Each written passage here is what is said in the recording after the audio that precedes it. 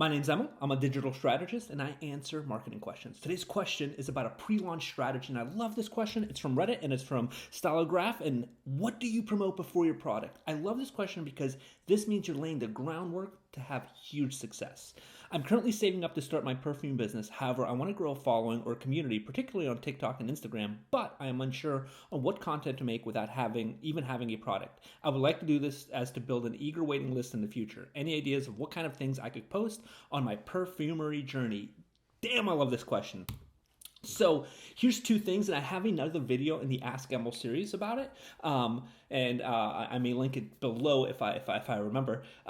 People follow for two reasons. It's not actually to buy anything. Most people follow you because you're either an expert in something and they want to learn, or you have access to a style of life that they don't, and they want to live it vicariously through you, being a voyeur.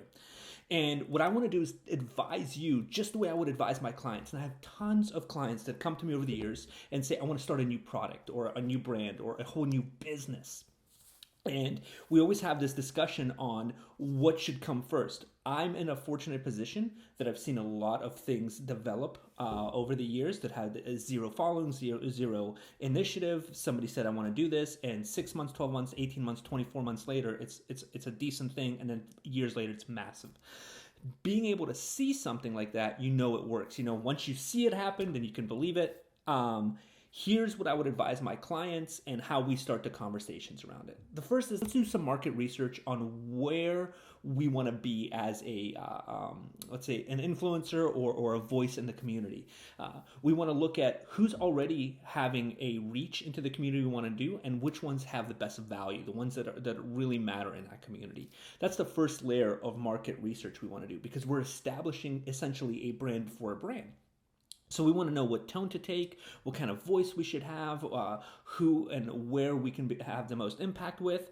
So that's where we start. We say, okay, we know the product is going to be perfume, and we know we've got a launch window of 24 months. For the next 2 years, I'm going to build a brand that when I launch my perfume, it's going to sell like this.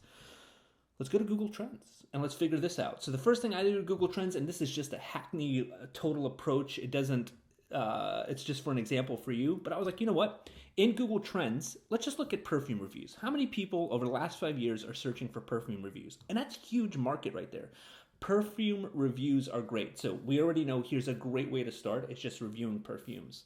I was like, you know what? Perfume commercials are weird as hell. What if we just reviewed all the existing perfume commercials to begin with and see what that? And there's enough audience there for it to be worth your while to do so. But the perfume reviews, and then something hit me. Let's say I was running paid campaign. What terminology would I do? And the terminology would be best perfume. I already know that's going to be huge, and look how big that market is. Knowing that the market is this big, this is what I would advise you now. For the next 12 months, you should start a series called Best Perfume for ... right? You want somebody to learn about perfumes from an expert, because you want to be an expert first.